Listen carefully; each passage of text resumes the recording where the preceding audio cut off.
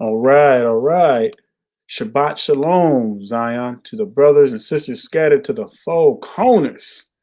Let's say happy Shabbat and Shabbat shalom. So we're bringing you a lesson. We're going to call this one Crippling the Saints. So you all know who I am. Brother, come on and introduce yourself. Shabbat Shalom, Israel. It's your brother Aitan. We're going to be here on this holy Shabbat. We're going to give you guys some inspiration in the scriptures. Go ahead, brother Daniel. Take us on out. All right, brother. So brothers and sisters, we got an exciting lesson for you. This is going to be really good. This is going to be a very edifying lesson for you all. And never think that we're getting on you or being hard on you anything, because we love our people and we want to make sure that we're doing all we can by the grace of the Most High to give you that word. So we titled this Crippling the Saints because there's been some concerns that we've been having with me and my brother. We've noticed that we've been having quite a few subscribers that are constantly asking the same questions over and over and over. So what that tells us is that some of our people are not really studying. They're not really taking the all the scriptures and all the lessons and the teachings that are coming from us to the Most High, and really digging into the Word and studying. And you got to understand, we live in this age where we got to have everything quick. Everybody wants a quick fix, and what you all have to understand is that learning the Word, it takes time. It's not going to happen overnight. Look, I get it. Many of you are waking up, you're excited, you're ecstatic about things, and you really want to grasp this so much, but so many of our people are trying to digest more than they can chew. And you have to allow the word to digest within your mind, heart, and soul.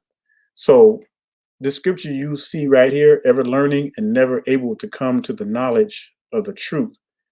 And go back and read the other parts and how we got to this condition. And this is what's happening with our people a lot. We're trying to learn so fast that we can't even grasp, we can't even digest the things that the Most High has given us already. Now, I want to share another scripture with you, and this is coming from 1 Peter 3:15. And brothers and sisters, I want to tell you, please, please make sure you have some pen and paper. Please make sure that you're writing down these scriptures so that you can go back later and watch these scriptures. And if some of you that have missed a live, don't worry, because this is going to be recorded. It's going to go right on the channel, so you can always go back and rewatch it. So I want to read 1 Peter 3:15. And it says, "But sanctify the Lord God in your hearts, and be ready always to give an answer to every man that seeketh you a reason of the hope that's within you, with meekness and fear." Now, why is that so important? Because there's going to come a time where you're going to have to defend your faith. You're going to have to stand strong. And if all you have is what you saw somebody say on YouTube or Facebook or any other kind of social media, and if that's all you have to stand on, then you're going to fall, brothers and sisters. But if you've been studying the word, if you build your foundation on the word, you're going to have a much greater foundation, and you're going to be able to defend. You're going to be able to give a reason for the hope that's within you, and you're not going to waver. You're not going to stutter. You're going to be strong by doing that. And see, and that's the whole point that me and brother Aton is trying to tell you all. We're going to have to get to a point where we're going to have to study this word, like, and depend heavily upon this word, like there's no other person on this earth to give you the word. That's how strong this thing has to be. Now, I want to take you to another verse, and this is going to be 2 Timothy 2. 2 Timothy 2 and 15. 2 Timothy chapter 2 and verse 15. And it says, "Study to show thyself approved unto God, a workman that needed not to be ashamed, but rightly dividing the word of truth. But shun profane and vain babblings, for they will increase unto more ungodliness." So why did I read that to you? Because I've had subscribers come to me, and Brother Aitan himself has subscribers come to him. And what's happening is that many people are running to and fro. They're watching all kinds of videos. See, the internet is like the knowledge of good and evil. You have some good stuff on there, but you have some bad stuff on there. And even within this awakening, you have a lot of people who are just spewing out all kinds of crazy doctrines that they've made up. And we're going to show you some examples of that tonight. So, brothers and sisters, you have to really depend on this word. You're going to have to get like the old schoolers, like they used to do. Get out that concordance and start looking up those verses, start looking up those Greek words, those Hebrew words. And that's the way you're going to have to do it. Yes, it's going to take some time, Con. but that's the way it got to be. Go ahead, brother. Well, Salakia. Now, I don't want you guys to feel that we're not telling you to watch videos, because we do understand that some people are better at auditory learning and some people are better at visual learning. What we're saying is that when you do watch these videos, you know, just like Brother Daniel was saying earlier, we want you to just not sit there and watch the videos. You have to be able to get you a pencil and paper, get a pad, whatever you need, and sit down and write down the precepts that you're hearing on these videos, so you'll know where to go out in the scriptures, and you'll be able to read it yourself. You'll be able to line it up line by line, precept by precept, so you'll understand whether or not the truth is being told to you. Slakia, go ahead, brother. Yeah, and good point. And so, brothers and sisters, it's just it makes a difference. You know, if you just sitting back, hey, you're watching these videos and you're just going by what people are saying, you're gonna be confused. You're gonna get misinformation, and you know, I've had people running back to me with just crazy stuff. For example, we're gonna probably end up doing a separate lesson on this, but the 3 days of darkness thing, where is people getting that from? Where are you getting a future 3 day of darkness? Because the Bible never speaks of that. The 3 days of darkness that happened in Egypt already. But like I said, that's a whole nother subject. And That's long gone. yeah.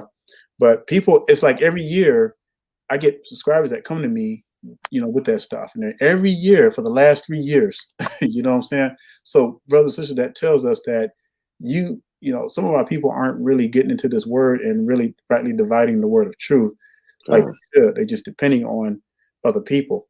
Now, I'm going to read Isaiah 34 and verse 16.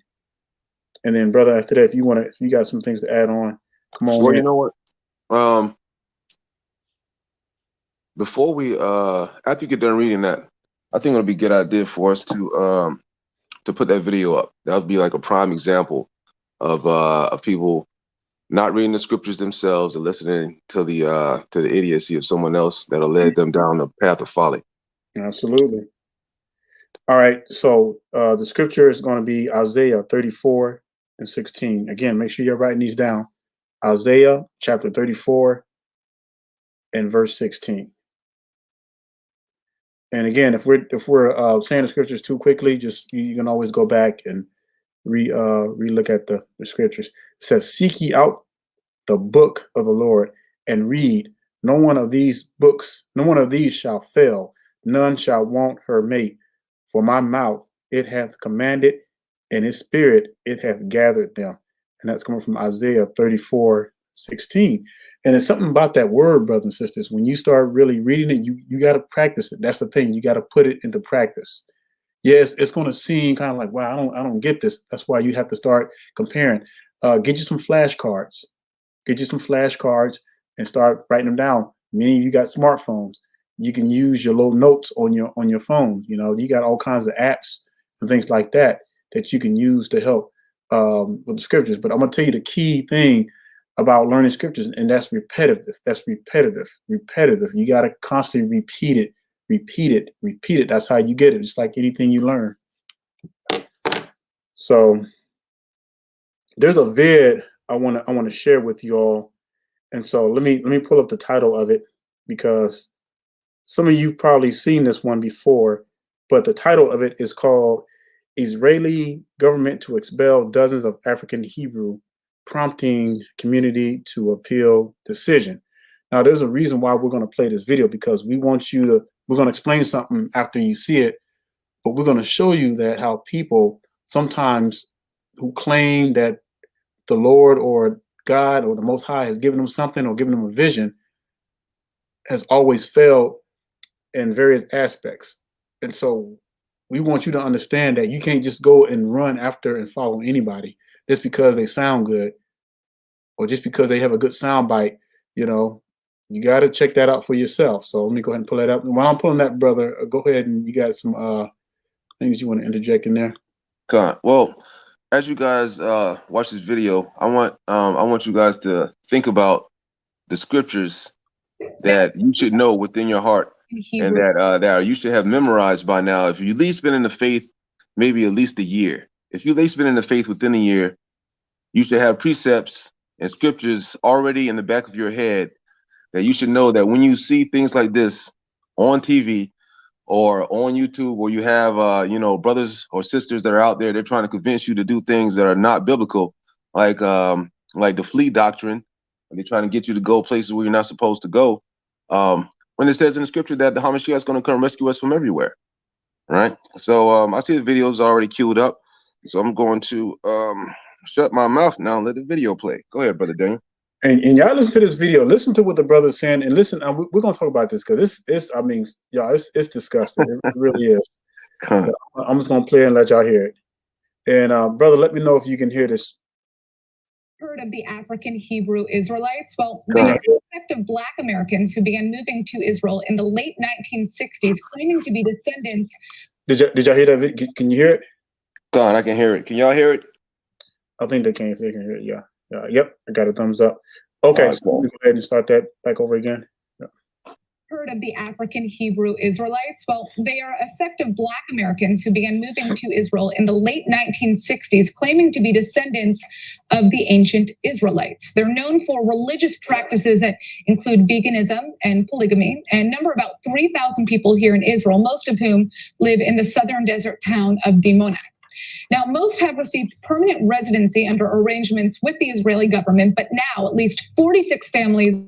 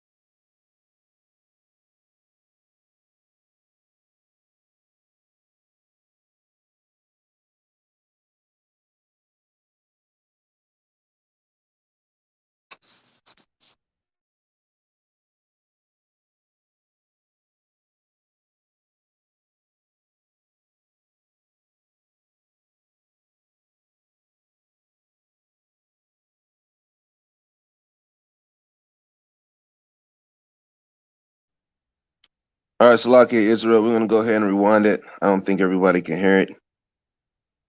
Let's try this one more time. Rewind it. I don't think everybody can hear it. All right, I'm going to start this over again. So I probably had, you know what, because I had it, you know what, I had it on. Okay, so let's try this. Try it again here. All right, what about now?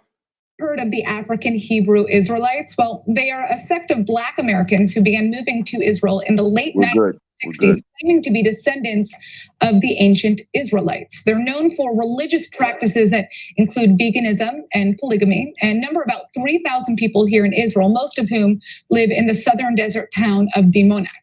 Now, most have received permanent residency under arrangements with the Israeli government, but now at least 46 families have just received deportation orders from the Interior Ministry saying that they have to leave the country within just 60 days.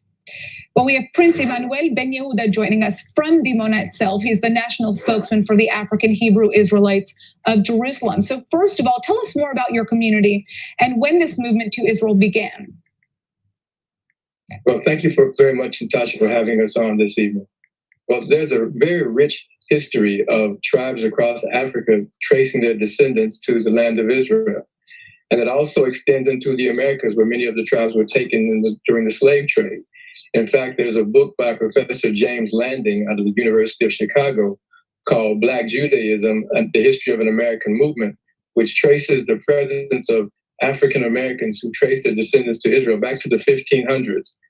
So it's quite a very rich history that then in 1966, at a Beta Hebrew Cultural Center in Chicago, which was home of one of the many Israelite communities in the Americas, Ben Ami, the spiritual leader of our community, the founder of our community, had a vision that it was time for descendants of the Israelites among African Americans to return to the Holy Land.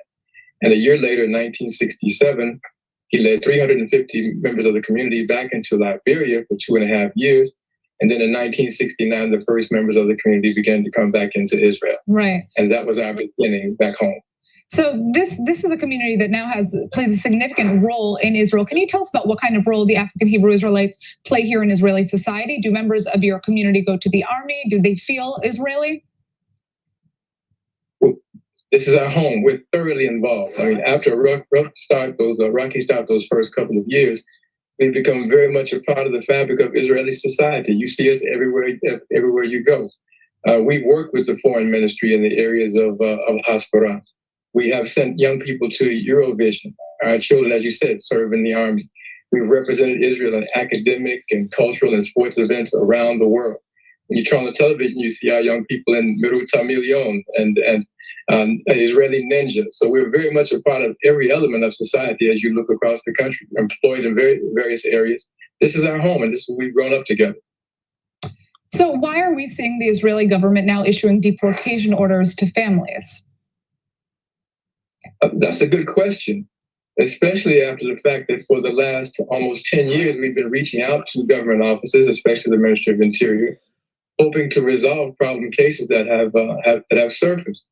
And so it hasn't been on an effort, with a lack of effort on our part in terms of looking to solve problems. But after not getting an answer for years and years and years to be responded to with deportation orders, the question becomes why? We're not strangers. Obviously, we weren't hiding. We were trying to find a solution to these situations where people have been here for decades. Young people have born here, grown up here, married here, and having no status. And that's not a comfortable situation to take at this time in the 21st century. How has the Hebrew Israelite community responded to this order for deportation? What has the reaction been among community members? Well, first of all, there's been shock, there's been anger, there's been a full range of emotions in terms of what the feelings are. But what's been most gratifying is that as we've reached out in terms of reaching out to inform the public of what has taken place, the overwhelming show of support, and I want to thank the Israeli public as a whole for reaching out and providing some level of comfort and support for members of our community during something of a traumatic time. At the same time, we've also been reaching out to various legal advisors to help us put together an intelligence strategy to respond effectively to the Ministry of Interior's plan. Likewise, we're reaching out to politicians at a difficult time since there's no government, trying to find someone who will listen and take some proactive position seeking to cancel this order. There's not many offices that you can go to affect that kind of change. But historically, we've been able to work with a various number of personalities which have come to our aid and work with us to help advance, not just for us, but for all of Israeli society. We feel like we're a very unique community and have brought a lot to this to the country, both nationally and internationally. And we feel like it's an advantage to all of us to work together and continue in that pattern.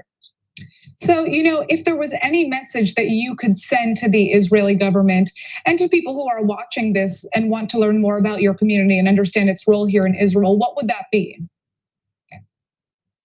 I would say to the government, reflect the character of your people. The people of Israel have embraced us and we have embraced each other.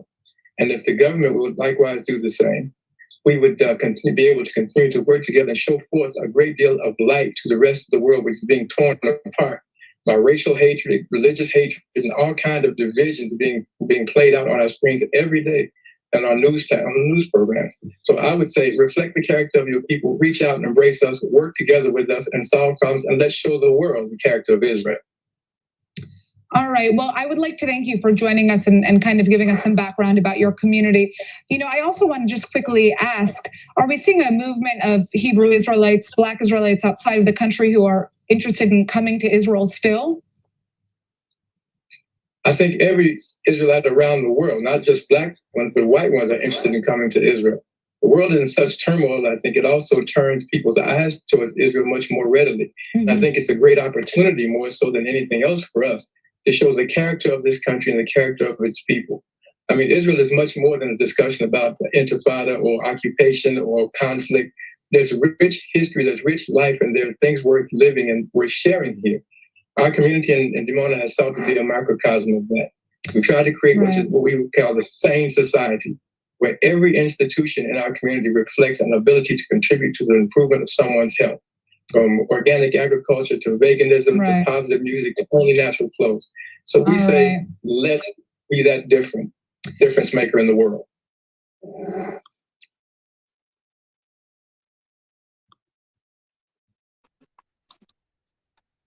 All right, all right, Israel. Besides the obvious cooning, what? Oh my goodness. What are some red flags that you see? I mean, like, what are some red flags that you immediately see after you get done watching this this video right here? Somebody said nonsense. Yes, right, but explains it. Yeah. First of all, this is just not scripturally, but well, it is scripturally based, but you're not going to be able to just start cooning and saying the white Israelites when there are no such thing as that. And I'm saying, well, the white Jews, they come on over here and do all this. Why would the Most High even begin to bless those folks in the first place? The doctrines are wrong. And that's for one thing that you need to read. Now, the very first thing that I was thinking about is that when you read, I mean, like when you look at some doctrine like this and you see it's some kind of flea doctrine, one of the main scriptures, now get out your pen and pad. One of the main scriptures you should write down that immediately knows that that Hamashiach is going to come from all ends of the earth to come get you is you go to Isaiah 11. You can go to Isaiah 11 and Isaiah 11:11, and I read 11 and 12. And it says, and it shall come to pass that in that day, meaning the day of the Lord, when he's coming back to come save us from all those who hate us, that the Lord shall set his hand again the second time to recover the remnant of his people, which shall be left from Assyria. So he's going to Assyria, and from Egypt, he's on to Egypt, and from Pathros, on to Pathros, and from Cush, and from Elam, and from Shinar, and from Hamath, and from the islands of the sea. And he shall set up an ensign for the nations, and shall assemble the outcast of Israel, and gather together the dispersed of Judah from the four corners of the earth. That's the four corners of the earth. So that means that no matter where you go on this earth, Hamashiach is going to come get you. So why would you go over there and flee to your land when it's filled with heathens? They're over there living like peasants. They're supposed to be kings in their own land, begging for scraps. How are you going to get kicked out of your own land? They're over there. They sitting there. They're trying to get along with the heathen when they should be over there. Go ahead, Brother Daniel, before I get too upset. Oh man, there's a lot. You know, the Bible says that our land will be trodden down underfoot by the Gentiles. But you know what got me in the beginning. So if y'all paid attention to this video and what I was saying in the beginning, you know, I guess old boy Ben Amin, he was the one who brought those folks over there. And they said about a little bit over 300 people followed him. Now this man claimed that he had a vision, right? Oh yeah. And that God told me, you know, and that's the thing that kills me about brothers and sisters, you know, especially the women. You know, it's like, God told me this. How do you know God told you that? You know, who authorized them to go over there in the first place? They weren't supposed to be over in the first place. And the fact that they're getting expelled, they should count that a blessing. You know why? Most High is getting ready to bring that place down. But no, they want to, it's like you want to clean even more. Why would you want to, first of all, why would you want to be around people that's going to treat you like a third-class citizen in your own land? But you over there trying to abate to them, you're trying to suck up to them. You know, there's just so many red flags. And so this goes to show you, brothers and sisters, what we're talking about when you follow man. When you follow man, you're going to always get disappointed. And, you know, I can go on and tell you all the stories. There's many people who've come out of Demona who's written books about that, about the horror stories, the rape, all that stuff. You know, people have come out, blown the whistle. And so I don't got to go on the details, but what I'm saying is that it all results in following man. When you follow man, you're going to always be led astray. Just like when you know, Jim Jones, for example, who was the majority of the people who followed Jim Jones? Black folks. You know why? Because it was a perfect time. It was a time during the civil rights movement and everything. And you know, black people, we're always looking for something to cling on to. We always look for some kind of acceptance. So here comes this white man, Jim Jones, Takes them in. Oh, we love you, man. We love black people. Takes them in and then kill all of them with Kool-Aid. And you got to look at it too, right? That's the same thing that our people, we always fall victim to the same sin. The very first commandment, thou shalt not have any other gods before Yahweh. But over and over again, what do? We always put something else above the Most High. And that's how we always end up in folly. Just like, going back to what the brother was saying, a dream. Now, you have brothers and sisters that, they'll be like, well, the Lord said that he put a spirit out on us that we'll dream dreams. And now that's already passed. If you go to Acts chapter 2 and you read, when we had Pentecost, the day of Pentecost, that's when the prophecy of the prophet Joel took place. And when they would dream dreams and during that time. So that's not on this time because the Holy Spirit has not passed on us like that yet. That's right. Right. That was in the days of Pentecost in Acts, right? Because in fact, the scriptures go, if you go to the book of Sirach, or let's go to Ecclesiasticus chapter 34, and I'm gonna read a few verses. If we start at verse 1, it says, the hopes of a man void of understanding. That means you have zero, absolute, no understanding, are vain and false. That's and right. Dreams, it says, and dreams lift up fools, right? Whoso regardeth dreams is like him that catcheth a shadow and followeth after the wind. The vision of dreams are the resemblance of one thing to another, even as the likeness of a face to a face. Of an unclean thing, what can be cleansed? And from that thing which is false, what truth can come? Divinations and soothsayings and dreams are vain. Heard that? Divinations. So like if you're one of those ones that like to look at the stars and you study astrology, or you believe in that tarot card readings or whatever, that Taurus and horoscope crap. It says that in the scriptures, it says divinations and soothsayings and dreams are vain. That means they absolutely don't amount to a hill of beans. And the heart fancieth as a woman's heart in travail. If they not be sent from the Most High in thy visitation, set not thy heart upon them. For dreams have deceived many. Like Martin Luther King, he had a dream, right? And he sure was deceived, the thinking that our people was supposed to be, cohabitating with the heathen. Yep. For dreams have deceived many, and they have failed that put their trust in them. The law shall be found perfect, without lies, and wisdom is perfection to a faithful mouth. So you have any clowns over here talking about they have a dream, like that dude that had a dream with the 12 tribes chart. The Most High said that's foolishness, is void. No one here today is in direct communication with the Most High. Second Ezra says we don't have any prophets of today. We're going off the scriptures. The scriptures is our comforter, is the Holy Spirit. That's it. You just can't just be following any kind of man because he said he had a dream. That's just, like, how could you put your faith in a dream instead of the scriptures? Just like it says in verse 8, the law shall be found perfect, which is these scriptures, and without lies, and wisdom is perfection to a faithful mouth. So that means that as long as you're keeping these laws in spirit and truth, you're going to be able to do what? Get away from those that are spewing wickedness. Get away from the false doctrine. Are you out here? Are you fasting? Are you praying every day? Are you actually truly reading and studying the scriptures? Or are you up late at nighttime, watching videos? You don't know what they saying. You just up there watching it, man. Next thing you know, you got a full doctrine on.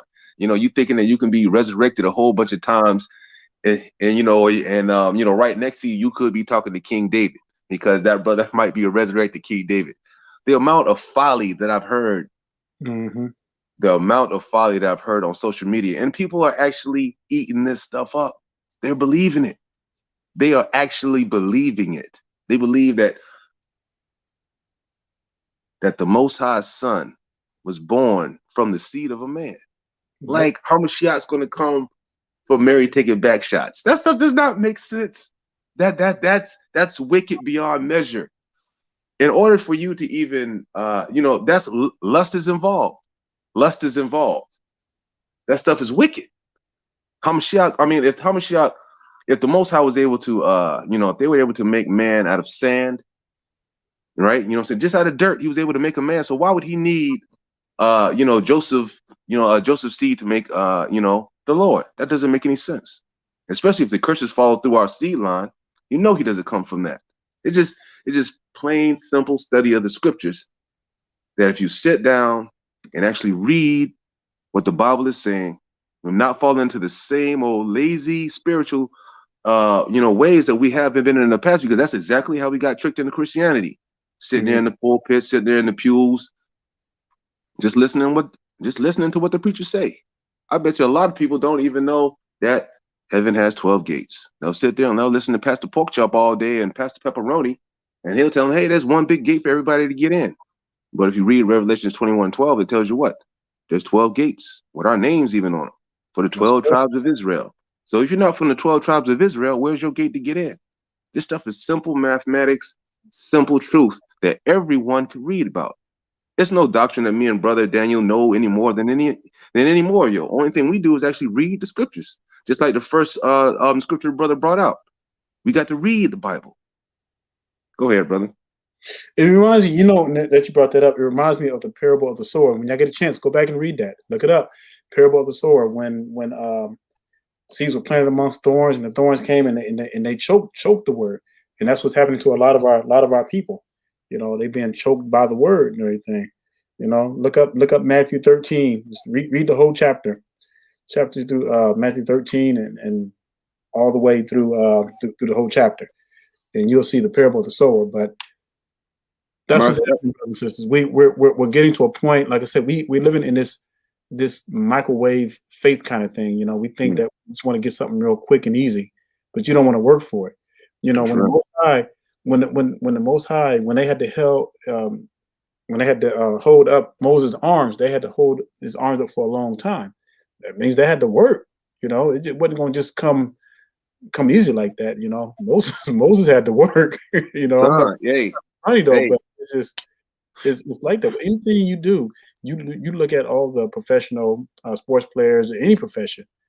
It's constantly training, and I guarantee you, it's always repetitive, and that's the way it is with the scriptures. Even if you play it while you're driving, whatever, constantly just play it in your mind. I do that a lot. I play the audio scriptures when I'm driving, and when I can't, actually pick up my Bible because I'm driving, or if I'm working or something, I'm constantly playing those scriptures over and over and over. Again, brothers, it's about repetitiveness, And let me read something, Romans, before we get off subject. Romans chapter 3 and verse 4. It says, God forbid, yea, let God be true, but every man a liar, as it is written, thou mightest be justified in thy sayings, and mightest overcome when thou art judged. So, sisters, what that means is let the Most High be true, and every man a liar. So, going back to this brother Ben Amin, who led all these people, over 300 people, to Israel because he felt like he had a vision that he was supposed to do that, when the Most High didn't give him authorization to do that. How do I know that?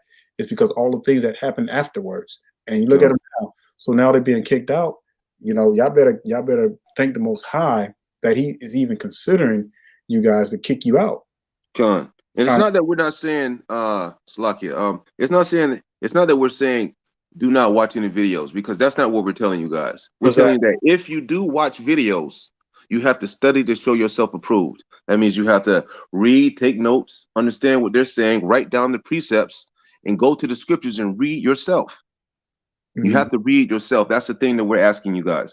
Don't be like the same lazy spiritual brothers and sisters that you were when you were in this Christian church. Don't be those brothers and sisters anymore, because you're putting your faith and your soul in the hands of a man. Just like the scriptures say in Psalms 40 and 40, blessed is the man that maketh the Lord his trust, and respecteth not the proud, nor turneth such to lies. That means you have to make the Lord your trust. Like the words that me and Daniel were saying, right? We can talk to you all day, right? But you're not getting the full unfiltered word of the Lord is through the scriptures. We might spark an idea here or there, or we might, you might feel convicted to read or something like that. But from whatever me and Brother Daniel was telling you guys, you go to the scriptures and you read it. We're not going to tell you that. That's how you know that whatever we're saying, whatever we're trying to teach you guys, is not going to be the wrong thing. I want you to go to the scriptures.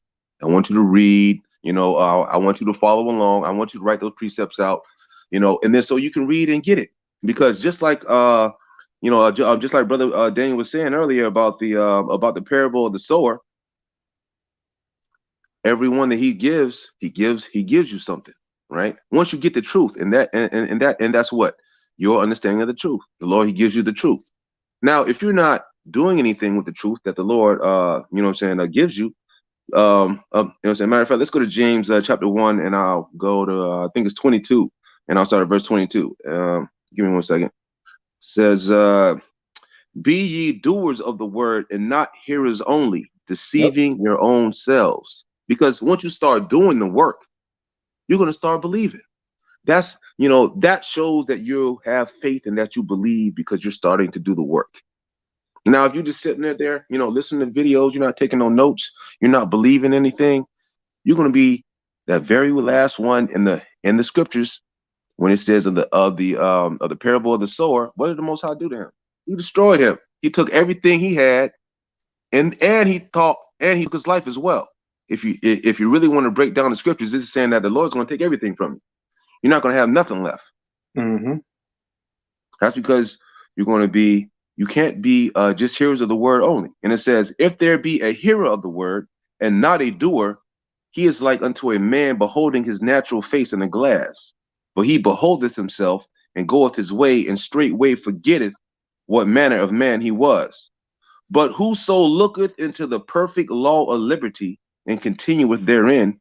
Notice it says continueth therein. That's an action word. That means you have to be doing something. He being not a forgetful hearer, but a doer of the work, this man shall be blessed in his deed. And this is in the New Testament. All those Christian cohorts out there and those idiots that say that you don't have to do any work to get anywhere. That's what shows you that you have the faith.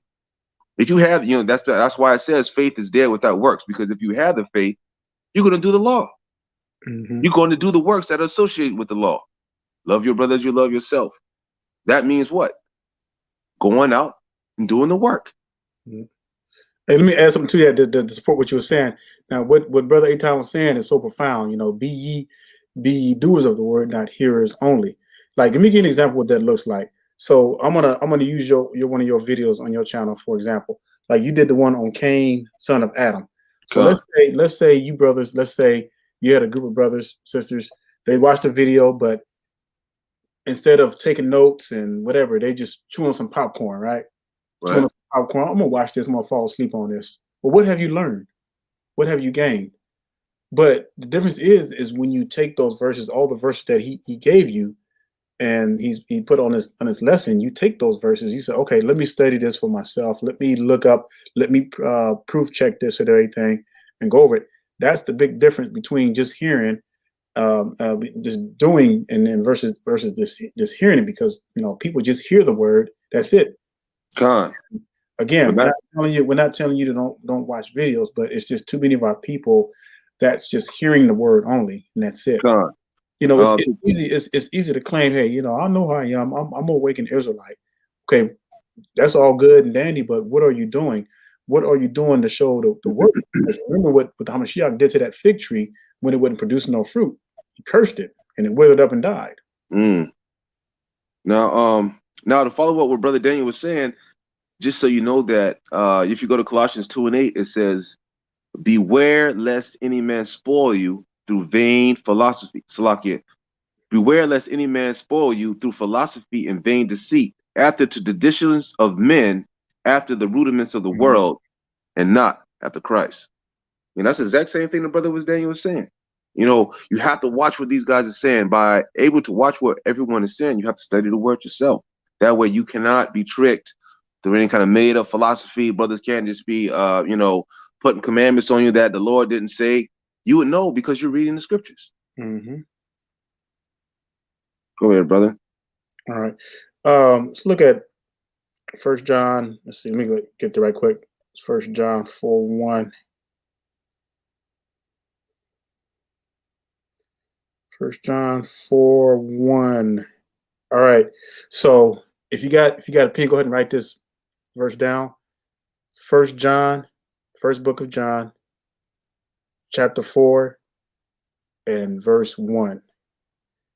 And it says this, and this is something that we all need to be doing, brothers and sisters, and this is what we don't do enough. All right. It says, beloved, believe not every spirit, but try the spirits, whether they are of God, because many false prophets are gone out into the world. And see, the problem and the reason why so many of our people are being confused and getting duped into all these strange doctrines, because for one, they're not studying, and second, they're not testing the spirits. For example, like this video we showed, when back in the mid 60s, when 300 and something people followed this man over to Jerusalem, they didn't even question it, didn't even think. They just believed what he said. Hey, we're supposed to go back to our homeland. He probably threw out some little fancy words. Oh yeah, we need to go here. He probably didn't use the word flee, but he probably used the words like, we can't be blessed until we get back in our homeland and this and that. And there's a lot of stuff that was left out. And the people just relied on that. They didn't test the spirits. And so what happens as a result of not testing the spirits? You get led down a rabbit hole. And it took these people, since the 50s, it's been like over 60 years. You're talking about 60 years of confusion. And it takes a long time. And brothers and sisters, this thing ain't nothing to play with, because when you follow man, it can take you decades just to get out the situation. And look at their degradation, and look at the degraded state that their mentality is in while they're over there. Now they're trying to include the heathen into the come on now. And you calling them brother, you call them brother and this and that and everything, that absolutely not. And then the precept what Brother Daniel just said, Jeremiah 17, chapter 17, it reads, "Thus saith the Lord, cursed," it says, "cursed be the man that trusteth in man, and maketh flesh his arm, and whose heart departed from the Lord." Now, that's the same thing that just happened to those guys right over there, right? They was cursed because when they went over there, they're in their own homeland, looking like a peasant. Now, and it says, "For he shall be like the heath in the desert," one of those dust balls, right? "And shall not see when good cometh, but shall inhabit the parched places of the wilderness, in the salt land, and not inhabit it. Blessed is the man that trusteth in the Lord, and whose hope the Lord is." Goodness, brother, can you read that one more time? That is like, oh man. And see, that's exactly what happened. They're out there just flapping in the wind, in the dust balls in the desert, living among heathens in their own land that have more right to their own land than they do. Read that verse again, bro. Read Jeremiah 17 verses 5 through 7. Yeah. It says, "Thus saith the Lord, cursed be the man that trusteth in man, and maketh flesh his arm, and whose heart departed from the Lord. For he shall be like the heath in the desert, and shall not see when good cometh, but shall inhabit the parched places in the wilderness, in the salt and land, and not inhabited. Blessed is the man that trusteth in the Lord, and whose hope the Lord is." That's dangerous, brothers. That's dangerous, man. It's so brothers and sisters, we have to read for ourselves. Those that are married, y'all know the rule. Y'all have to come together and let the Most High lead, and come to one mind, because if y'all are married, y'all supposed to have one mind. But you guys that are out there, y'all single sisters and brothers, y'all have to make sure y'all praying. Y'all have to be fasting. Y'all have to make sure that the Most High is leading you guys in the right direction. You have to stay away from wickedness. Understand when Satan is coming. Satan is the ultimate tricker. He'll have you believe in something that's real and it's not. The same way he had Eve believe in something. Satan, put it into the into the serpent's head to to go ahead and tell Eve some folly. Not that it was true, because in a 24-hour period, he really didn't die. If that was considered a day. But within a day to the Lord, which was 1,000 years, most definitely he got put to death. So you have to really realize it's not the way that it's just the way that it's said. You have to analyze the truth and make sure that it lines up. It has to line up. Nothing can be off. If you have something that's slightly off, then that's not right. you have to be like, okay, well, I got to recheck this. Let me go back to the scriptures. Let me pray and let me fast and let me ask the Lord to show me the right way. Let me read the scriptures. Let me stay into the word of God, because that's the only way that you're going to be able to navigate with righteousness and you know, be able to have a hope to get into the kingdom, right? Because it says that in Matthew that the prophets, right, you know, that the disciples and all of that those guys are supposed to be less than us when we get to the kingdom, right? So if all that stuff that they did, and we're and you know, and they're supposed to be less than us, what are we supposed to be doing? What are we supposed to be doing now? I mean, you know, it just pales in comparison. Are you really fit for the kingdom? Do you really think you're going to make it? Are you really doing the works that you need to do to get there? You know, I want everybody to imagine 100-foot long ruler, right? Imagine 100-foot long ruler. The very first inch is just life. That's it. The very first inch of that ruler is just this life on this earth. Then you got the whole rest of the 100-foot ruler to go. And we're so focused on this small, minute part of life that we can't see the long road. And all we have to do is study the scriptures. The scriptures tell us that this is nothing, that our life is but a vapor that appears for a short time and then fades away. Yep. Y'all know what that means, brothers and sisters? That's like a split second. When you compare the time to the Most High's time frame, that's like a sniffle. Con. Not even that. But brother, I want to add what you were saying about the really digging and studying, you know. And brothers and sisters, let me give you a formula, and you all should know this verse by now. If y'all don't remember any other verses, y'all should need to memorize this one. What I'm about to give you. That's Isaiah 28:10. Isaiah 28, and start with verse 9, and we're going to read verse 10. It says, "Whom shall he teach knowledge? And whom shall he make to understand doctrine? Them that are weaned from the milk and drawn from the breast." You know, so as you're coming in, you're getting that milk. You know, you're feeding yourself. You're eating it. You're drinking it up. You know, little by little. But here's where it really comes when you have to really put this into practice. And this is something that you have to do constantly. And verse 10, it says, "For precept must be upon precept, precept upon precept, line upon line, line upon line. Here a little, and there a little." Exactly what the brother was saying. So when you come across people with all kinds of crazy stuff, you can be like, no, that's not what the scripture says. And then when you come to Colossians chapter 2 and verse 8, in verse 8, where it says, "Beware lest any man spoil you through philosophy and vain deceit, after the tradition of men, after the rudiments of the world, and not after Hamashiach," then you can go back to Isaiah 28:10 and repeat to yourself, wait a minute, precept must be upon precept, precept upon precept, line upon line, line upon line, here a little, and there a little. That is the greatest formula. But brothers, you're going to have to do the work. Just like Brother Eitan said, you're going to have to put in the work. You got to get you some index cards and start writing those scriptures down. Whatever you want to do, you know, we got all this technology. You know, and sometimes it's funny how technology can be a blessing in some aspects, but then it could be our Achilles heels in other aspects. You know, it's almost like a two-edged sword, because in some cases technology does make us lazy. And we was talking about earlier, you know, when people just relying on what other people say, you know, we live in a technology world where all you have to do is just push a button, bam, sit back, drop some popcorn in. But this is serious, because you know, the parable of the virgins, you know, not having enough, not the ones who were foolish and didn't have enough oil, guess what? They weren't prepared.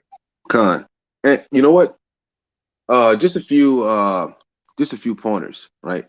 So main things, if you want to, just things visually that you can notice if you're watching a channel, if you're watching YouTube and you're seeing other congregations, and you know, there's nothing wrong with want to watch videos here and there. But if you're watching these videos, you know, we have to also watch everything in the spirit. And that means we have to watch these brothers to make sure everybody's keeping the commandments. So let's say, for example, if you're watching a congregation and you see those brothers don't have beards on their faces, and they have brothers in there, nobody's wearing fringes, and they got zeeks on, the same thing that the heathens have, these little tassels, because that's not in the scriptures. You got 4 quarters. That's a circle, right? 4 quarters is a circle. That's a pie, right? I mean, that's common sense right there, right? If you see if you see brothers not keeping the commandments, and then they're over there, preaching, and they're teaching, what does that tell you? It says, Psalms 110 tells you straight up that if you are keeping the commandments, then that's the only way that you have understanding and knowledge, right? Let's get it real quick. Salakia. Also, before I go, brother, before we end this, I do want to get that that story in Kings 13, I believe, because that would be a real good one. Let's get it. Yeah, come on. All right, but Salakia, real quick. Let me get this. Let me get this one. Let me get this. Bring out the word. Yeah. Psalms 111:10. It says, "The fear of the Lord is the beginning of wisdom. A good understanding have all they that do His commandments. His praise endureth forever." So that means, brother. Read that one more time. I don't think that one. That is a ringing powerful one. Salakia. It says, "The fear of the Lord is the beginning of wisdom. A good understanding have all they that do His commandments. His praise endureth forever." So that means if you see in the congregation or a brother or sister and they're not keeping the commandments, you see them out there and they don't got on their fringes or this, that, and the third, and they trying to teach you a doctrine, run, flee. That's something you should flee from. Don't listen to what that brother's saying, because he don't have a good understanding of the Bible. Are you going to believe his words, or are you going to believe what God said? God says if you're not following the commandments, you don't have a good understanding. So if you're a congregation or anything like that, and they're not keeping the commandments, you did not watch those folks. You're likely going to get trapped up with some kind of wickedness that's going to lead you into the destruction. And if they're not keeping the commandments, doing that, you know what that leads to, right? It leads to compromise. It leads to other compromises, and all you're doing is another whole can of worms. Because when people don't care enough to keep the commandments of the Most High, then they will compromise anything. I've seen it happen too many times. They will compromise anything. That's right. Heathens in camps, and all kinds of madness and folly. It's okay to marry the heathens as long as they're keeping the laws. Sorry, divorce your sisters and marry Mexicans. Come on, man. This stuff is just. I mean, like, man, I've never seen any kind of this. The Bible says that those that teach and they have a heavier judgment on them, because and that's why the scriptures tells you not to teach. There shouldn't be that many teachers. Matter of fact, let me get that real quick, Jim. And while he's getting that, brothers and sisters, got it. Just expound that. Gotta test those spirits. You gotta test those spirits. So important. It says James chapter 3 verse 1. It says, "My brethren, be not many masters." Now, if you look it up, masters, right? Masters mean teachers, right? If you want to decipher the word, it means teachers. "Knowing that we shall receive the greater condemnation." So that if any man decides to be a teacher, you got to know if you're not teaching the right thing, you're going to get judged harder. You're going to get judged harsher.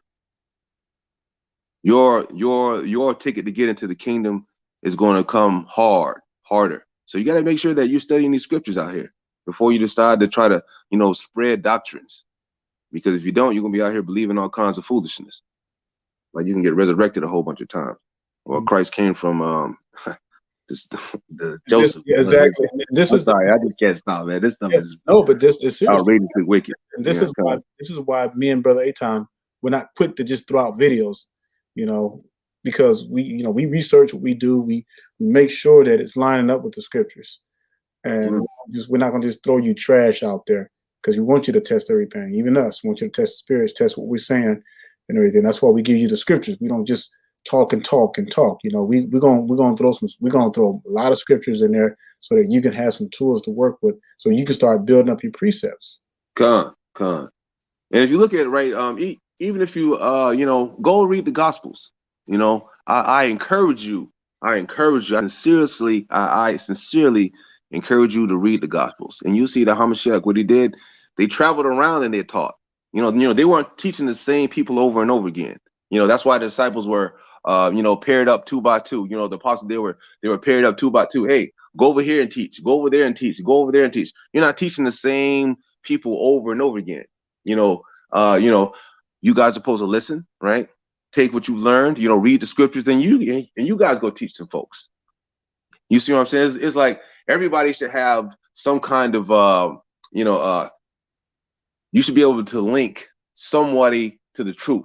If I talk to every brother I should talk to that is on, on our channels, or, I should be able to link another person that you have talked to about the scriptures in there, and that, I should see some fruit, just like the word, just like Hamashiach, he's going to look, like, okay, well, this brother has the truth. So let me see, if he has some fruit behind it. That means you're doing the work. If you're doing the work, you're going to have fruit. If you're not doing the work, the back of your backyard is going to look dry and dusty. And Hamashiach's not going to want to see you when you come back. You're going to be a real disappointment. I mean, like, what can you say when you're in front of Hamashiach? Well, Lord, the white man, he invented all these inventions, and I had fun. I was just, I was driving in my new car, Lord.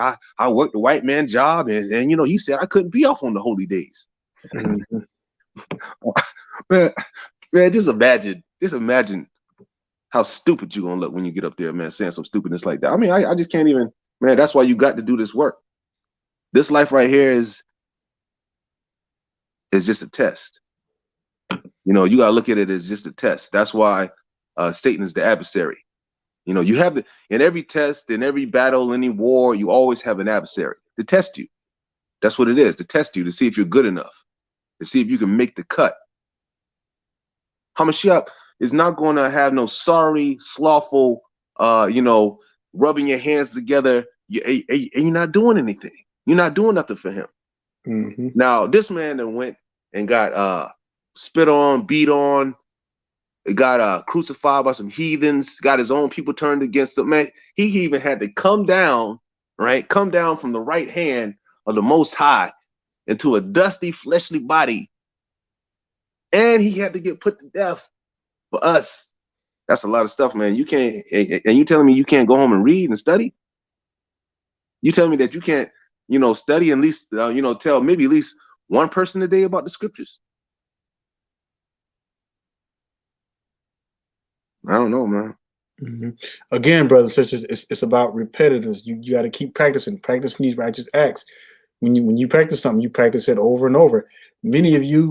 Some of you play musical instruments. What do you do in order to get really good to play professionally? You practice over and over and over again until it becomes second nature. And that's the way the word will become to you. It will become second nature. Because there's nothing that we can hide from the Most High. You can fool us, but you cannot fool the Most High. And I'm going to tell you why, and I'm going to show you proof of that. If you look at Ecclesiasticus, the book of Ecclesiasticus or the book of Sirach, 23, 19 through 20. That's Ecclesiasticus or the book of Sirach, chapter 23, verses 19 through 20. And this is powerful, brothers and sisters, because everything that we do is being recorded, whether it be good or bad, just like the scripture says. Verse 19, it says, such a man only feareth the eyes of men, and knoweth not that the eyes of the Lord are 10,000 times brighter than the sun, beholding all the ways of men, and considering the most secret parts.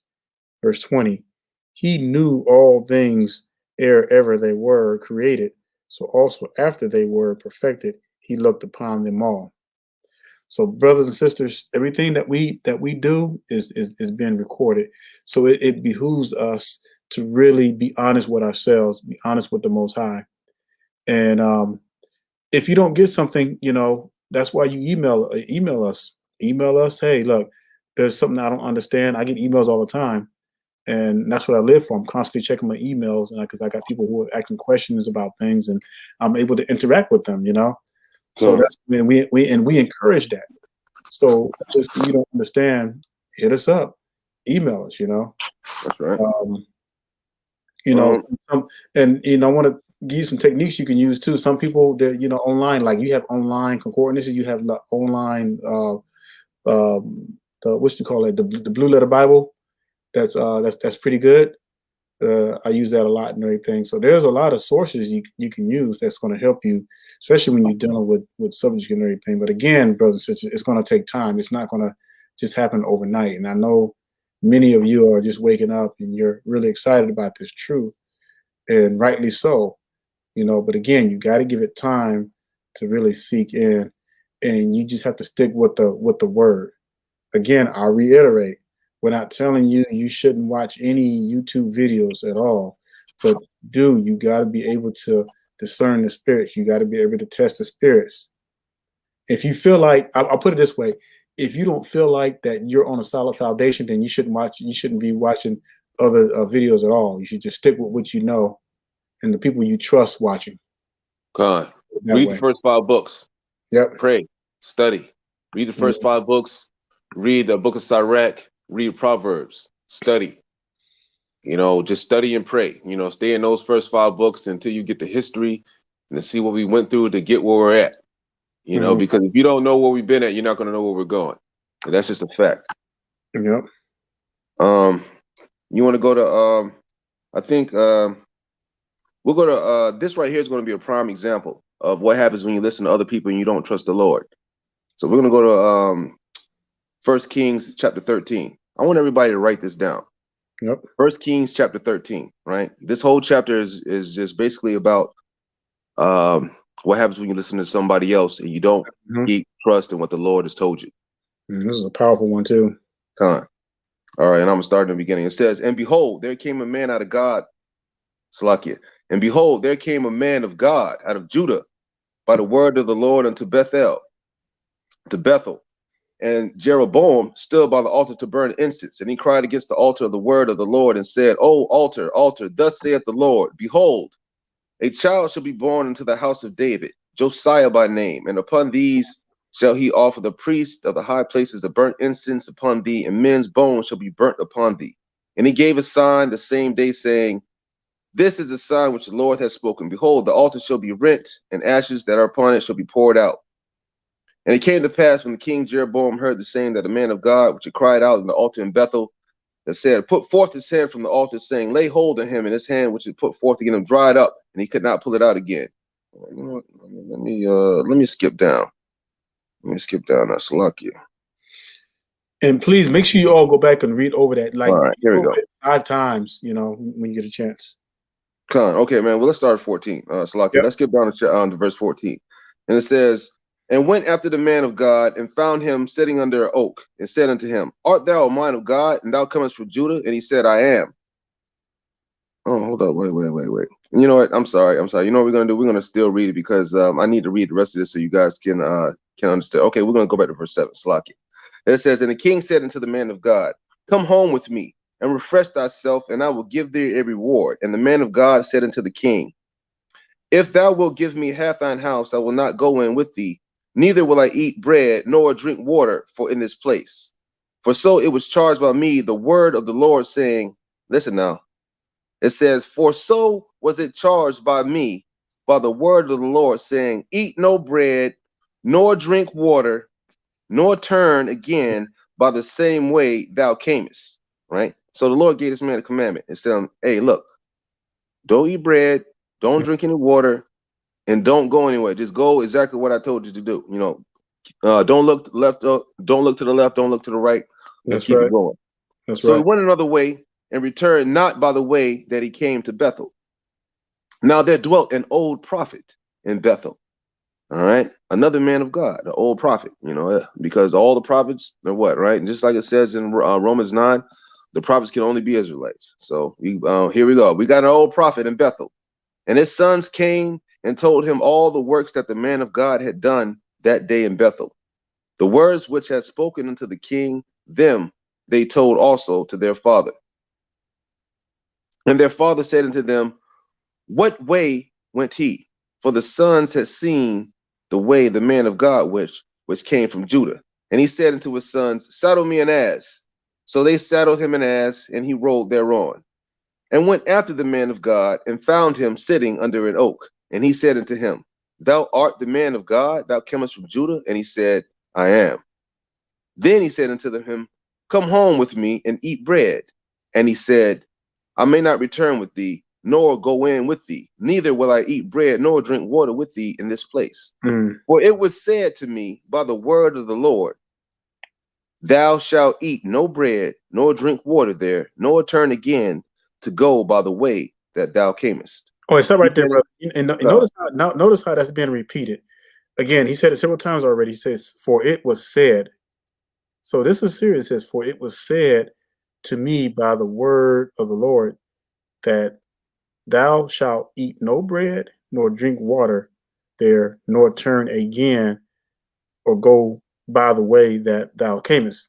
Now, whenever something repeated like that, it's important. Hey, brother, I can read the rest of that, and then you can just expound on it. But before you do that, right, I also want to point out that notice now this is 2 times that this man has been tried. Okay. Yep. What is that? That's Satan. Yep. Okay. Satan knows that this is a prophet of the Lord, and he's been sitting on a mission. So Satan is trying to trip this man up. Satan's trying to get him to do what? What he always is trying to get the children of Israel to do is break the commandments. Right? Go ahead, brother. Yeah, finish this up. Yeah, I'm not finish up, but yeah, go ahead, read for me if you don't mind. Yep. Verse 18. It says, he said unto him, I am a prophet. Also, hold on. I gotta start. What he said? Hold on. Because this is crazy. Notice how he said that. Verse 18 says, he said unto him, I am a prophet also, as thou art. And an angel spoke unto me by the word of the Lord, saying, bring him back with thee into thine house, that he may eat bread and drink water. But he lied unto him. Hold on, brother. I got to read that one more time. I want y'all to really get this, because how many times you heard that? Remember that video we saw? This brother claimed the Lord told me to take these folks over to Jerusalem. Man, come on now. Verse you know better. It says, he said unto him, I am a prophet also, as thou art. And an angel spoke unto me by the word of the Lord, saying, bring him back with thee into thine house, that he may eat bread and drink water. But he lied unto him. Right. You want to say anything before I read on? No. Right. What does this teach us? What does this teach us right here? It teaches us that we can't listen to man. If we know that God has told us something, right, and it's written in black and white. Now here we go, right? This brother, hey man, the lie sounded good. Hey, yo, brother, I'm a prophet also, man. I'm a prophet too. You know, and the angel came, you know, and the angel came. He came down with harps and everything, brother. And he told me to tell you that you got to come to my house. Man, now you know that's how our people are. The Lord told me I got to go to Africa. The Lord told me I got to flee to Egypt. Come, man. Keep it going, brother. All right, verse 19. So he went back with him and did eat bread in his house and drank water. Verse 20. And it came to pass, as they sat at the table, that the word of the Lord came unto the prophet that brought him back. And I want y'all to listen to this very carefully. Verse 21. And he cried unto the man of God that came from Judah, saying, thus saith the Lord, for as much as thou hast disobeyed the mouth of the Lord, and hast not kept the commandments which the Lord thy God commanded thee, but camest back and hast eaten bread and drank water in this place, of which the Lord did say to thee, eat no bread and drink no water. Thy carcass shall not come unto the sepulchre of thy fathers. Verse 23. And it came to pass after he had eaten bread and after he had drunk, and that he saddled him the ass, to wit, for the prophet whom he had brought back. Verse 24. And when he was gone, a lion met him by the way and slew him. And his carcass was cast in the way, and the ass stood by it. The lion also stood by the carcass. Right. You see how the Most High is? I want y'all to understand this is how the Most High is. You disobey him. Not only did he kill this man, but he made sure that everybody around knew that that the lion had purposely was out to get this man, because the donkey was still there. You know, it was still there. Because you know, the Most High specifically set the lion to come get this man. That's how he does it. All it is because the man claimed that he was a prophet also. And see, that brings a point that I want to bring out as well. when we follow people, and it's like the brother read in Jeremiah 17, do not, anybody who makes man their right arm is going to fail. So when we start trusting in man and we start taking their word for it, they can tell us anything. You can go out on a video, just like that dude that claimed this dude was spreading this mess about the days of darkness. I'm gonna give you an example with that. Do you know how many people believe that nut? Because he claimed he had a dream. Even our people, even amongst the awakened Israel, was emailing me, "Oh man, it's gonna happen. It's gonna happen." And I'm seeing videos and stuff. I'm like, what is wrong with these idiots? Our people just, and I hate talking like that. People that way, but it is what it is. If the shoe fits, wear it. And that's right. Our people can be very gullible, no matter what the word says. And sometimes it said, people will believe anything. So this is a prime example. And this man died because he listened to a false prophet. How many people have suffered because they followed Jim Jones? How many of our people have suffered because they followed Ben Amin to Israel? And y'all don't think that's the Most High doing that? Lucky. Yeah. Y'all don't think that's the Most High doing that to y'all? And how many people suffer just from following people? You know what I'm saying? It takes years. You have no idea when you do that. You put yourselves years behind. That's right. It says, even if you go to let me see, there was a scripture. Let me find that, John. Make sure you go back and read 1 Kings 13 too. That's a really good. Just read it over and over. This will let you know that Slakia.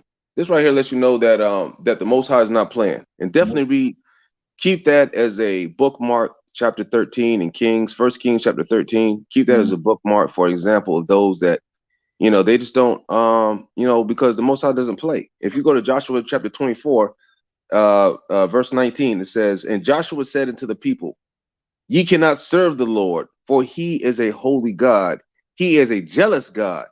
He will not forgive your transgressions nor your sins. If ye forsake the Lord and serve strange gods, then he will turn and do you hurt and consume you. After that he hath done you good."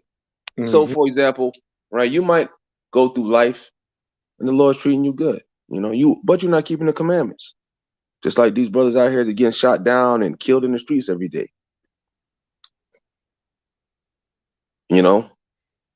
The Most High is going to equate you to a heathen if you ain't keeping the law. And don't think that the Most High don't know what's going on, and these people are being killed. You think it's by accident? You think it's because they just happen to be, by coincidence, just be randomly just getting shot. No, brothers and sisters.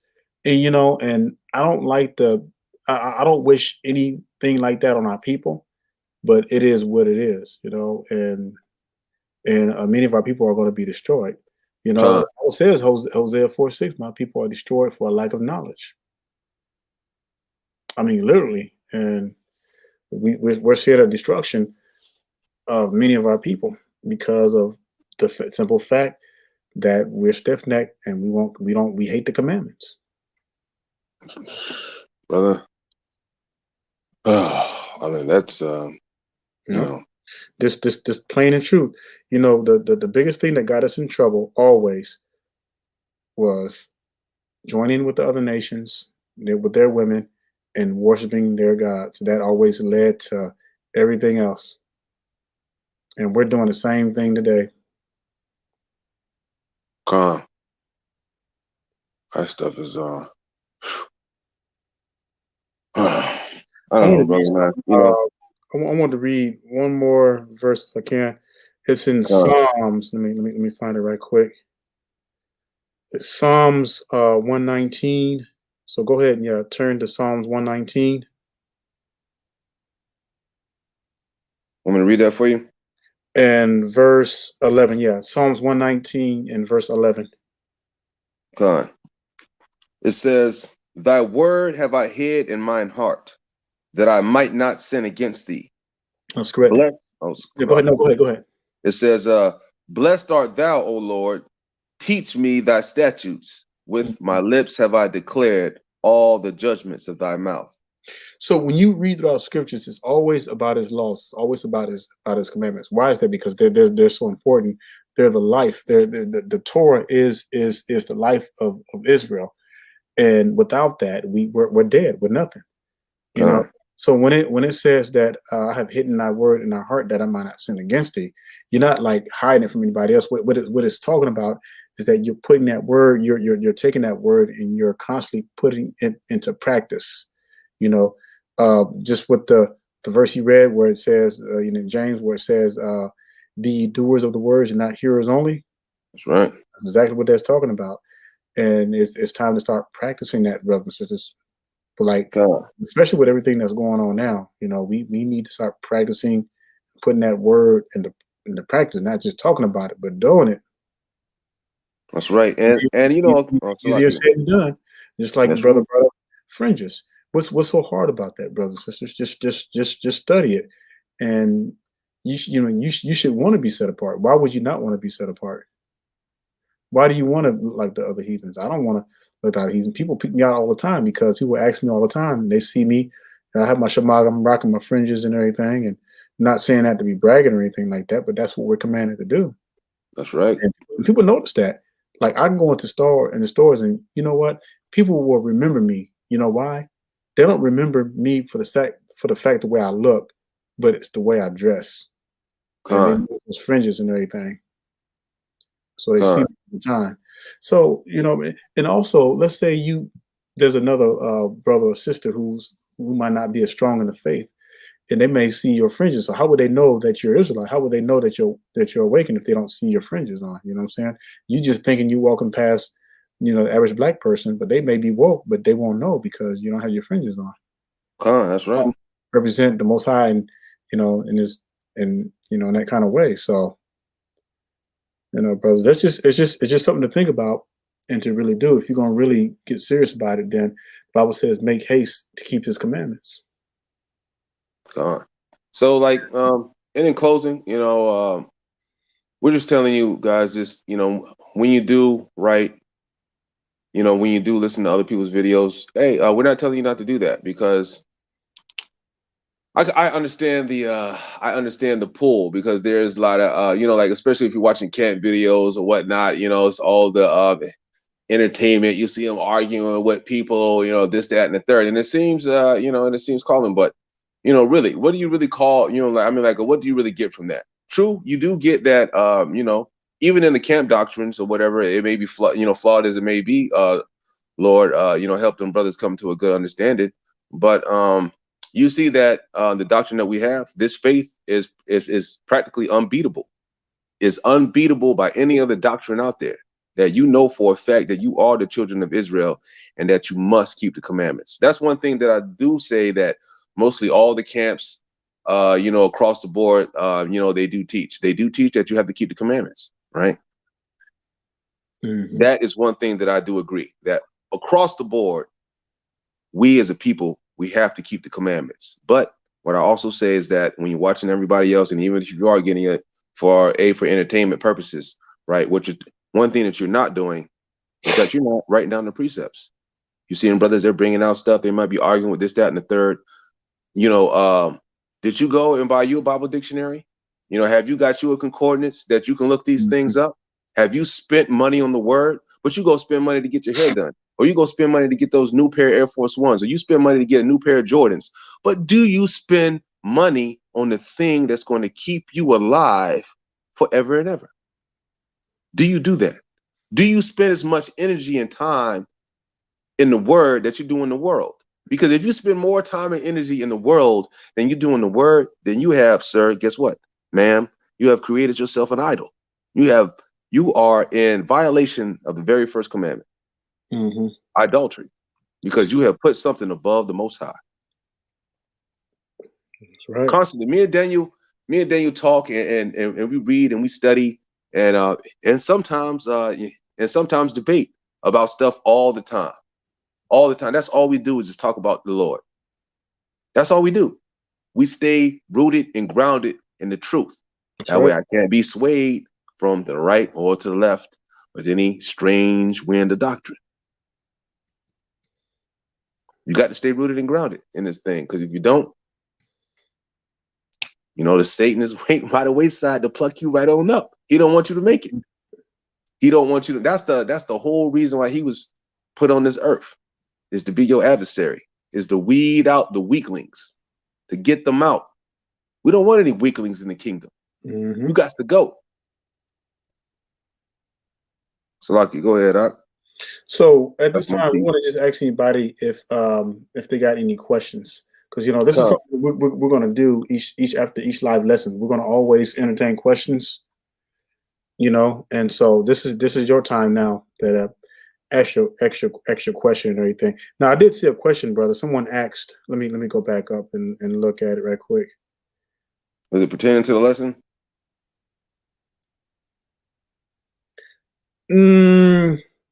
Let's see. In a way, let's see, I gotta find it. Come on.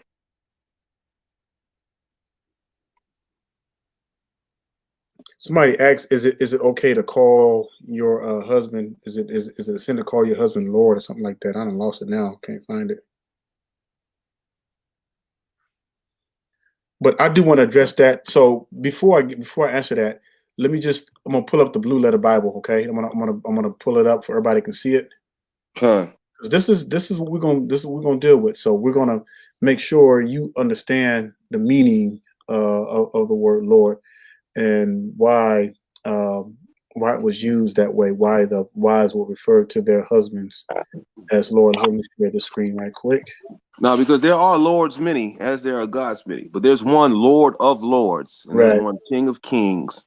So you understand, Okay, so here we go. I'll pull this up right quick. All right, can you see this? Can you see it on the screen? Come on. So this is reference to the verse where it talks about where she said unto his Lord, he called him Lord, talking about Abraham. So outline of biblical usage: firm, strong, Lord, master. This is another word for master. Reference to men. Okay, reference to men. Superintendent of household affairs, master, king. Also referred to God, like brother was saying, there's one Lord of lords. Reference to men. Preference, master, husband. You hear that? Master, husband, prophet, governor, prince, king. And again, repeats master. So the question is it a sin to call your husband Lord? No, it's not, because it's just another word for master.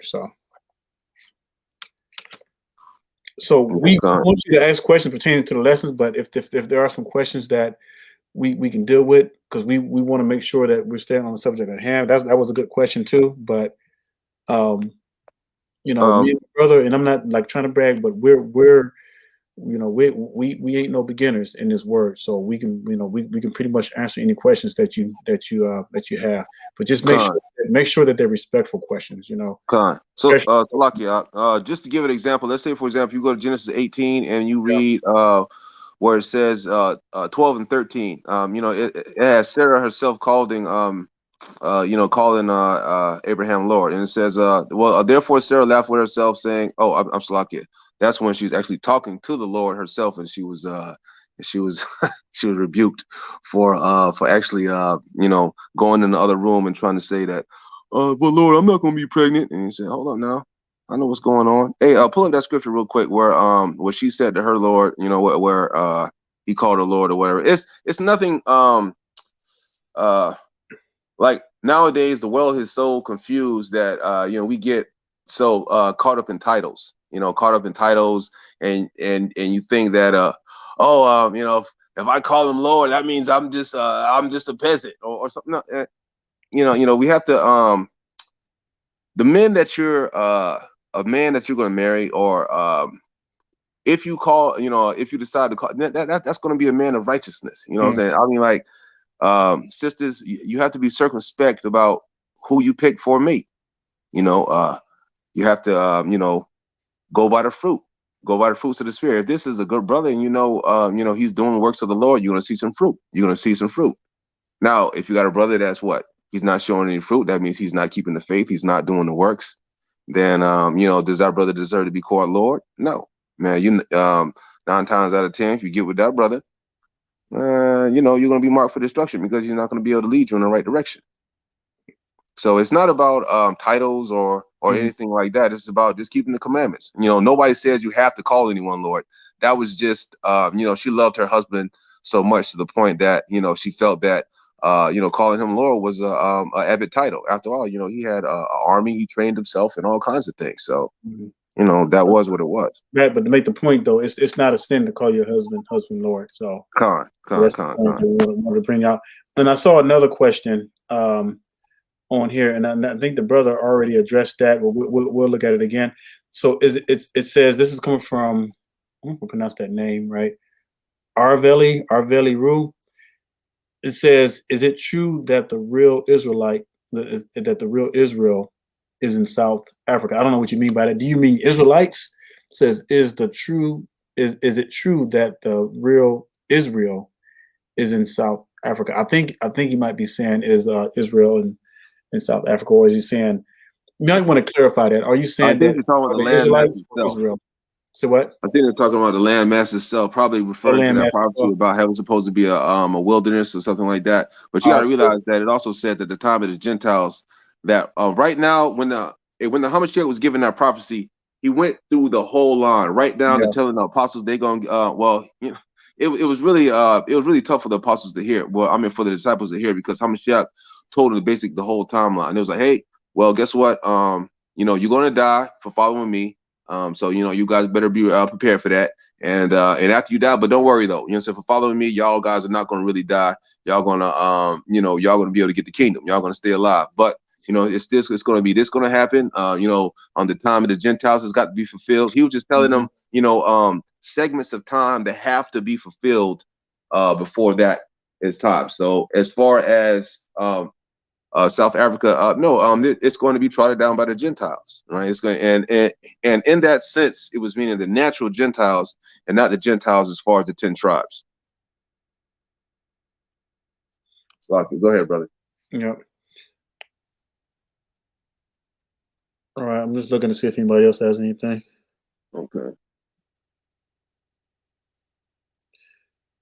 Anybody has any questions about what we talked about? I know we don't get all the questions, but we want people to understand what this lesson was about and everything. So does anybody have anything pertaining to what we talked about? Talking about Lamb's Book of Life. I saw something about you wanted to go about while you were talking to Brother Daniel. Brother Daniel, I think that's a question towards you. She was saying she wants to what exactly about Hamashiach's birth was you wanting to ask about? You know, are you because I don't know. I don't want to what about that? What is do you have the scriptures for Christ's birth? Yeah, what purpose, or you just want the scriptures? If you want the scriptures for his birth, I'm pretty sure you can email Brother Daniel, and I'm pretty sure he can send you all that you need for that. Yeah, let me put my email on there. Yeah.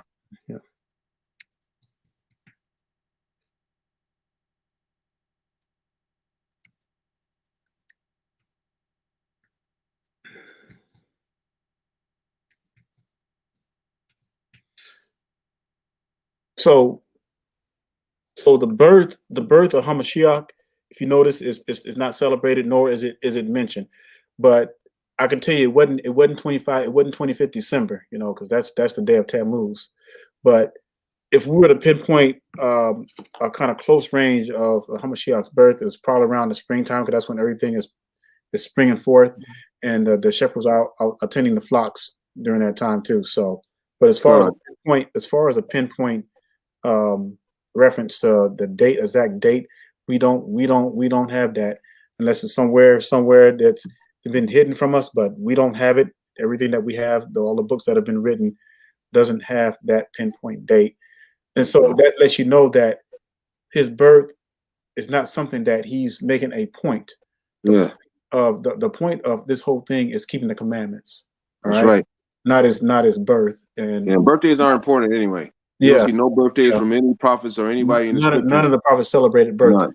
That's right. And then the only time somebody did, like Job, all 10 kids got killed by a whirlwind for trying to celebrate their birthday. And that's idolatry, by the way. Self-celebration, you know, you're not celebrating the Most High, you're celebrating yourself. That's idolatry. Right. You will be destroyed. Yeah, all that birthday stuff came through with through following the heathens, and that's what I'm saying. You know, you just brought me to another point. Is that how do we started celebrating birthdays? Ever since we came over here on these ships, we started worshiping their stuff, their gods. Oh, let me show you something right quick. Let me pull this video. That just reminds me. Yeah, because they just give you everything, you know. That's what they do. They just, I mean, like you just can't, you know, like me and brother always say, you know, you can't come over. I mean, you know, we've come over here to the you know, to the land of, you know, there are a lot of heathens over here, and every single you know, holiday, you know, I like how it's a play off a holy day. that's kind of slick, them are wicked heathens.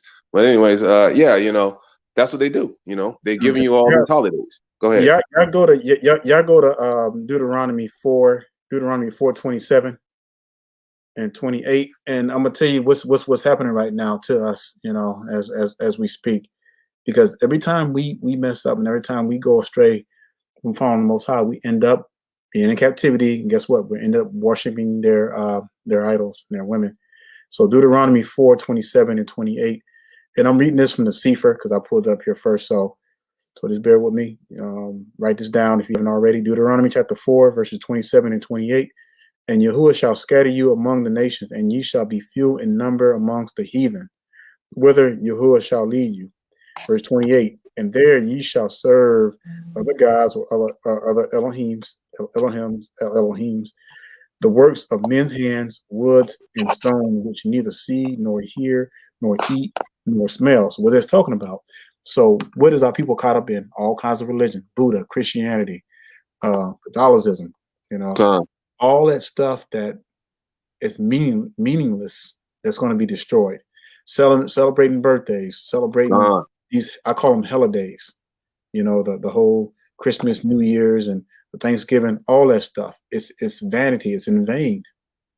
And that's what we have to come out of. Do me a favor, brother. Can you read that first part of that that first verse again? 27. Yeah, Khan. And Yahuwah shall scatter you among the nations. And all right, and ye shall be left few in number among the heathen. Okay, stop right there. All right. So this is something else that you could read for yourself, right? This alone contradicts the doctrine of the 12 tribes chart, where you have all these different you know, heathens that they have joined unto us. Now it says, read that verse one more time, brother. Absolutely. Verse 27. And Yahuwah shall scatter you among the nations, right? And ye shall be left few in number among the heathen. What does it say? Few in number, right? Few in number. Few in number among the heathen. That means we're going to be left few in number. That does not mean that we're going to be a whole bunch of you know, Hispanics, right, Native Americans. Now, if you start adding all those folks in, we're not going to be few among the heathen anymore. We're going to be no longer the minority. We're going to become the majority. Slowly starting to grow, man, because you have more of you know, they got a whole land called Mexico. You know, I mean, you know, we have all these other places that we have all these heathens that are, you know, saying that these other brothers, Lord bless their soul, that they just come to a good understanding that they have, you know, they're saying that those folks are Israel. When it says that you're going to be, no matter where, if you're an Israelite, no matter where you go at in the earth, you're going to be the minority. That's a fact. That's what the scripture says, and that's a fact. Proceed, brother. Sorry, I just wanted to point that point out, because that's one of the main things that, you know, somebody, they can read all day, but if you don't read the scriptures and you don't actually go back and check out the precepts and read what's going on, and then use, you know, God-given thought that He given you, you know, pray about it and be like, hey, Lord, well, you know, Lord, this doesn't really line up with the doctrine that's being taught. I don't understand. You know what I mean? Now, if you can read the scriptures for yourself, study and pray, the Lord will show you the truth. You know, the truth is clear. The truth is really, really clear. I hate to say that, but you know, the truth is clear. That's what it is. And if you decide to follow it, even though it's hard, sometimes the truth is hard, because sometimes we want to buck against the natural order and the way that the Lord has got stuff set up for us. Man, you just can't, go out there and wild out and, be a beast all the time and run around there and act crazy, man. You have to, you have to keep the law of the Lord. If a brother talks, especially if it's your own brother, man, he getting sideways at the neck, talking crazy. I mean, man, you got to have patience with that brother. You can't knock him out even though you feel like you want to. Stuff like that. That's actually doing the work right there. That's actually a proof of doing the work, because guess what? Another brother might be looking at you and you might not even know it. And he might see God in you. And that might want that, and that right there might want to make him come to the truth and be like, hey, brother, man, what are you about? I never seen anybody exercise that amount of patience before, when you're dealing in that kind of situation, Now, I don't say you, I don't say you, exercise that same amount of patience when dealing with a heathen, but when your own people, but definitely with your own people, deal with the most patience that you possibly can, even though it's harder dealing with our people than it is anywhere else, because you know how our people are. We don't want to be told nothing. We don't want nobody to lead over us, man or woman. It's just what it is. The Lord picked us for a reason. We're all stubborn, but if we're stubborn for the Lord, because I've seen some of our followers, some of them, when we decide to do something, we do it to the best of our ability, and we can do it above all other nations. Now, I'm not saying that scripturally that's why the Most High chose us, but I feel that, within my spirit that, that's maybe why, one of the reasons why the Most High just decided to choose us above all the nations. Because when we decide to do something, we do it better than anybody else does it. That's right. Go ahead, brother. Does anybody have any more questions?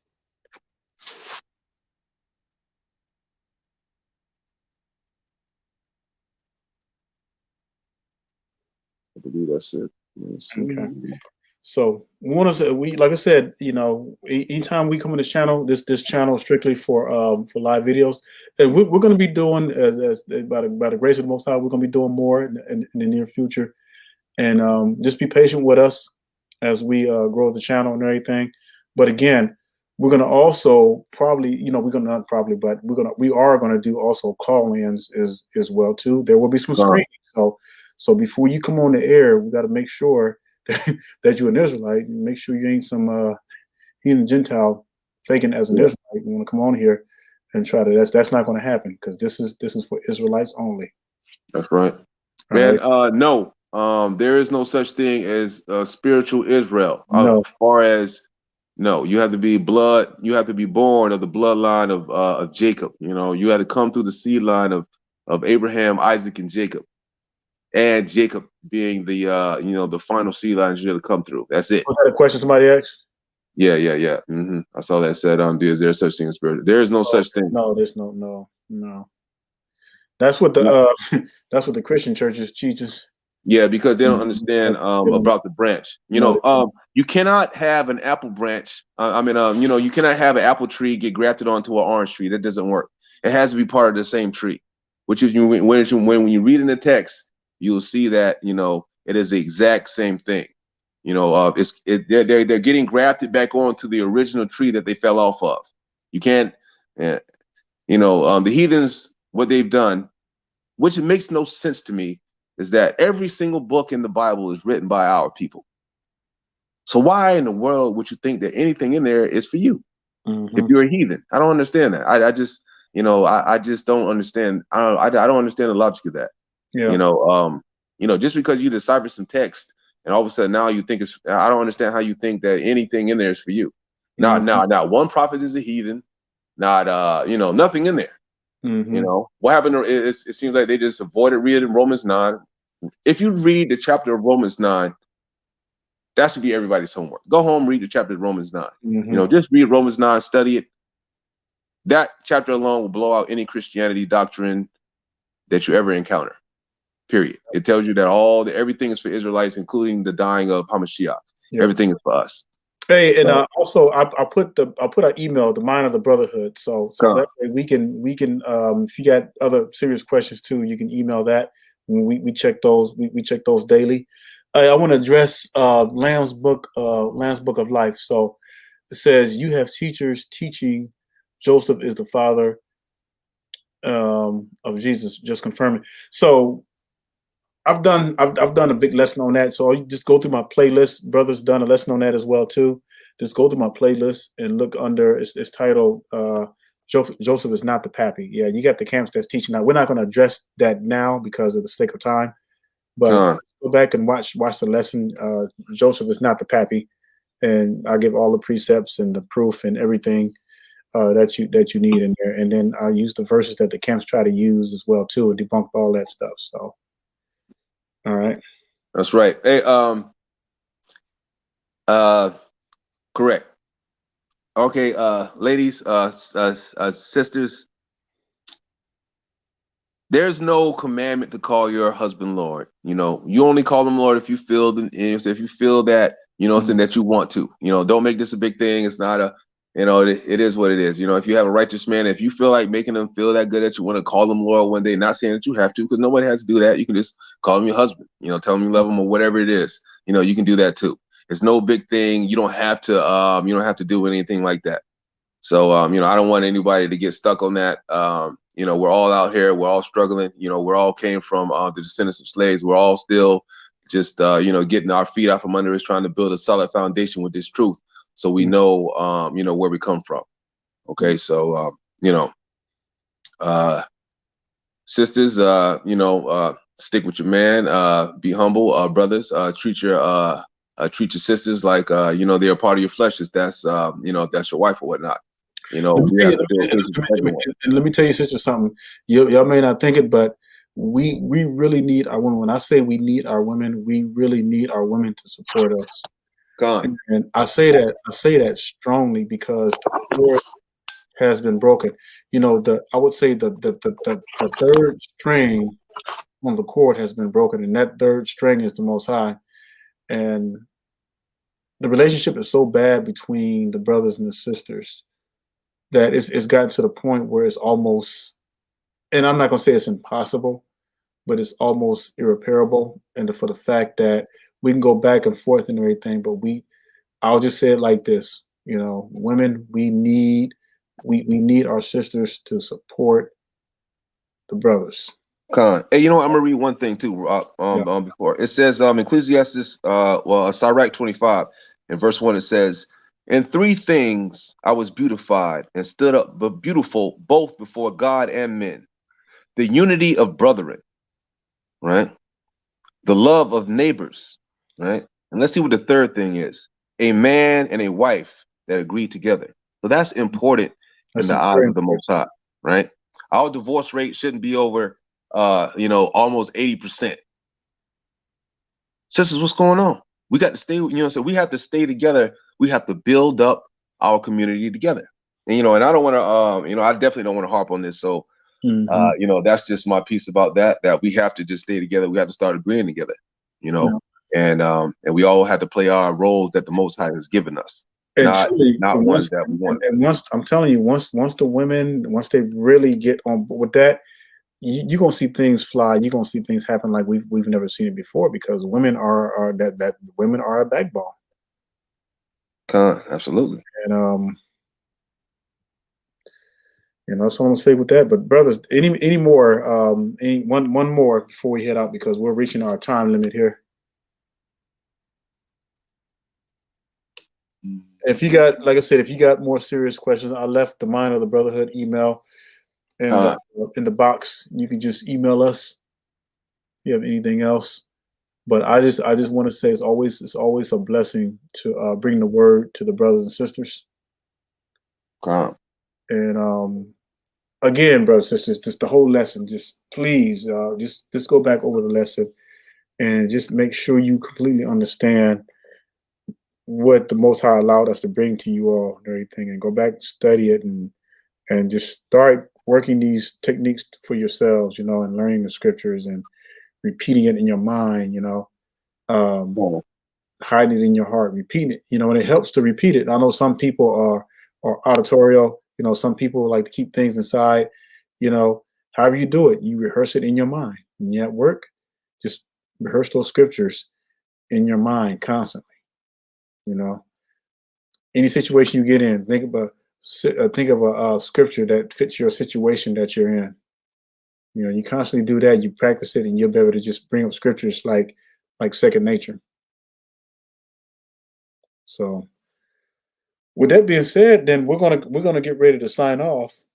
And brothers and sisters, I pray that you continue to have a blessed and holy Shabbat. Khan. And let's pray for one another as more people wake up and make haste to keep these commandments, because there's nothing like keeping the Shabbat. There's nothing like it, brothers and sisters. And this was specifically given to us. Khan. Shabbat Shalom. Shabbat Shalom. So, brothers and sisters, we both say Shabbat Shalom and stay strong. That's right. Shabbat Shalom and stay strong, Israel. Remember, study, show thyself approved. That's right. Study to show thyself approved. Fourth Tribe signing out.